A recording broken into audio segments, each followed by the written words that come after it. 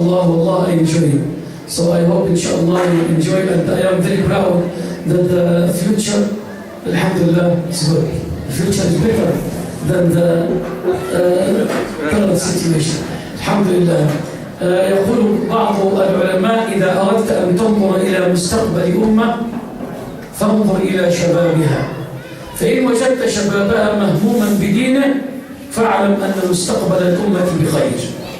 If you want to look to the future, look to the youth. If they are good and serious to practice deen, inshallah the future will be better than our situation.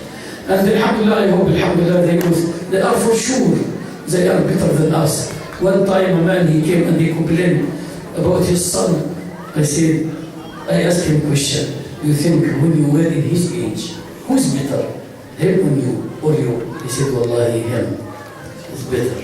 So alhamdulillah, you were worse. Alhamdulillah. So alhamdulillah, the youth, mashallah, they are facing these challenges with power. But they need leaders. And alhamdulillah, we have youth leader with us. Brother Ahmad, inshallah, will talk to you about tomorrow's better, inshallah.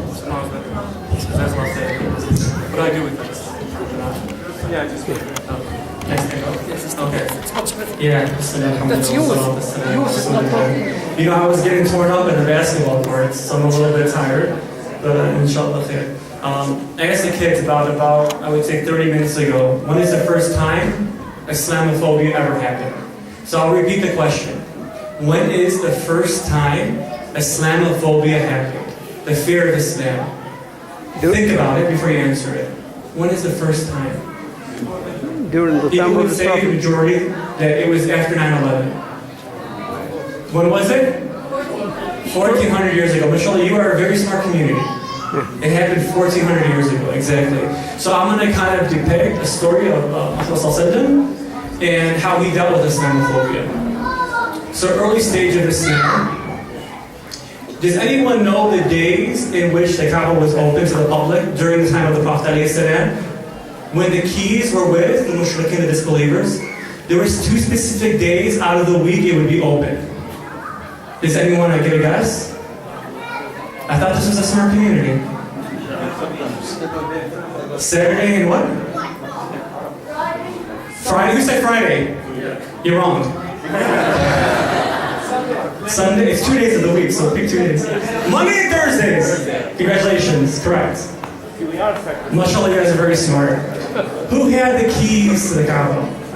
What companion? He became a companion later on, but in the time of this story, he was not a companion. Uthman ibn Talha. On Mondays and Thursdays, he would open up the Kaaba and people would come in. Yes, Uthman ibn Talha. So as people would come in, the Prophet ﷺ would try to enter. And he says, no, you can't come in. The Prophet ﷺ wants to come into the Kaaba. Uthman ibn Talha says, no, you cannot come in.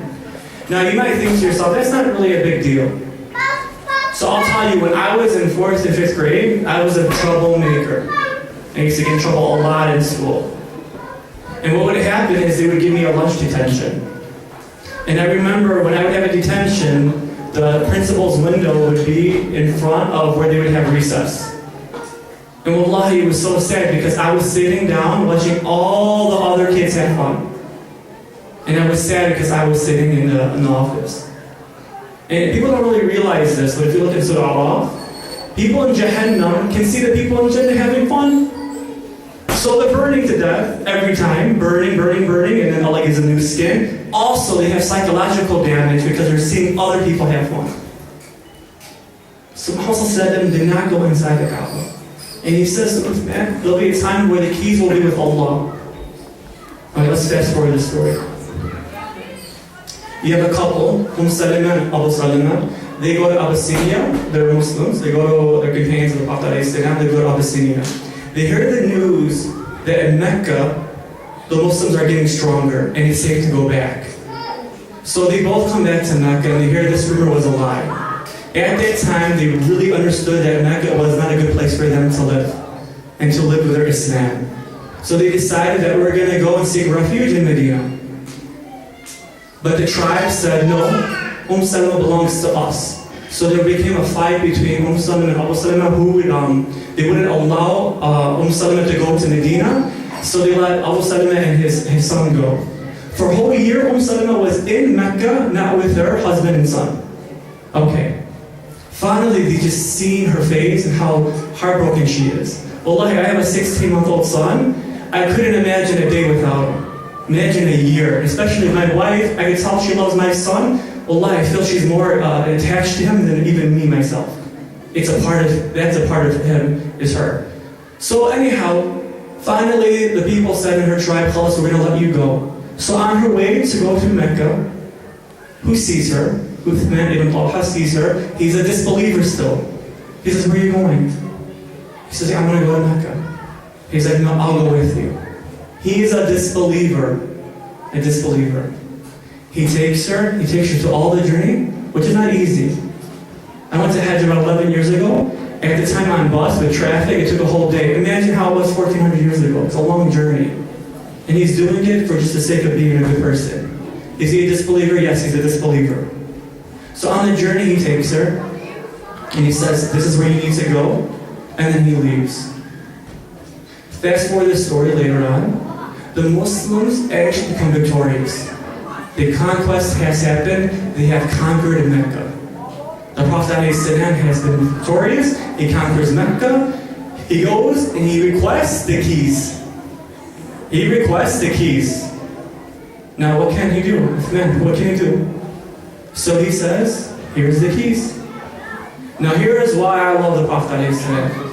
Well, this is why he's an amazing person.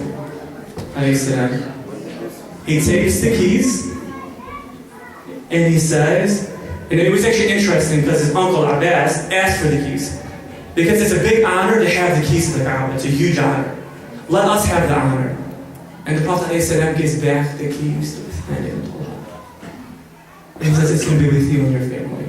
What is the response of Uthman ibn Talha? He accepts Islam. It's not about revenge. It's about winning the people's hearts. And I think that sometimes we just don't understand. Why am I bringing this up, the whole concept of Islamophobia in today's day? I truly believe that our non-Muslim friends in this country are not bad people. There are a lot of good people. But when you hear what's happening in front of us, they get a very perverted and distorted image of Islam. It's very perverted.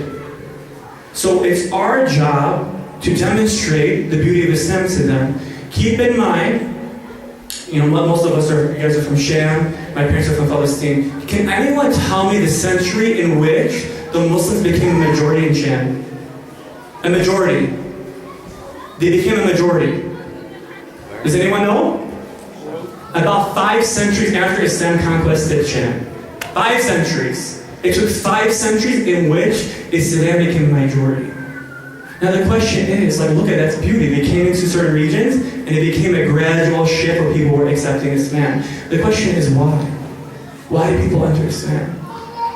I'm going to give a story that I gave some of the Shabab earlier today, and I think it's very befitting, and I'll end with this. I remember during Ramadan a few years back, there were certain individuals that were volunteers in the parking staff. And I'm like, during, we come to that, we pray, 8, and usually after, I would say, a good half an hour, 40 minutes, people stop entering the masjid. So people who usually are done, they will leave. And I noticed that the parking staff during Tarawih, they themselves would not come inside the masjid to pray even Isha. So I go to myself, and I'm like, well, I can't be judgmental, right? Maybe they're praying and I'm not seeing them. After a few days, I really noticed they weren't coming at all. So these are the people that are guiding people to the park, and they themselves are not coming inside to even pray at the masjid. So I talked to the parking lot staff member, and I said, hey, what's going on here? He's like, none of them prayed. Out of all 10 staff members that are volunteering, they're not even praying. All about, I think 2 of them are. So then I went outside and pulled out some paper. They already knew what I was going to do. So I said to them, I went to all 8 of them, and I said, today you woke up and you started your fast. And each good deed, I would put it in my hand. Today you came and you volunteered at the masjid. Today your mom says salam to you. Today you hugged your dad. And I'm listing all the good deeds that they did. today. Now, you know there's a very beautiful and famous hadith that we know that on the day of judgment, we will be asked about our salah. And if our salah is good, what would else be good? Everything else. And if our salah wasn't intact, it wasn't good, everything else would be bad. So I said to them, all the good deeds you're doing without your salah is like this. It's scattered, it doesn't mean anything. You can do all the good deeds, but without salah, what is that going to do for you? It's all about your salah. Rumi had a very nice quote.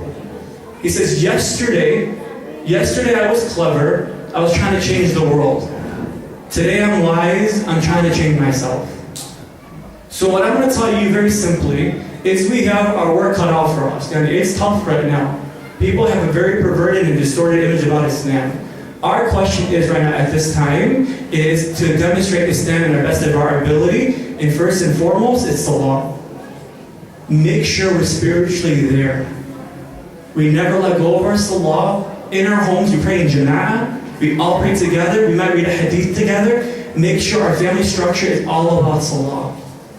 Once that's there, then you begin to learn more about Islam, come to the masjid, and then also be active.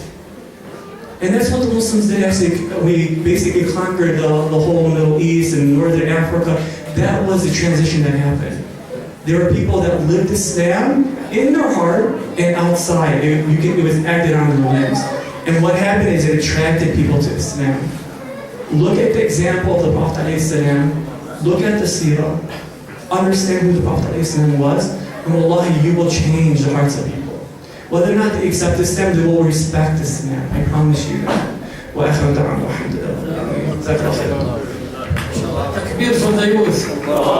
ما شاء الله, جزاكم الله كل خير. تقبل الله منا ومنكم. You are tired like us? Alhamdulillah.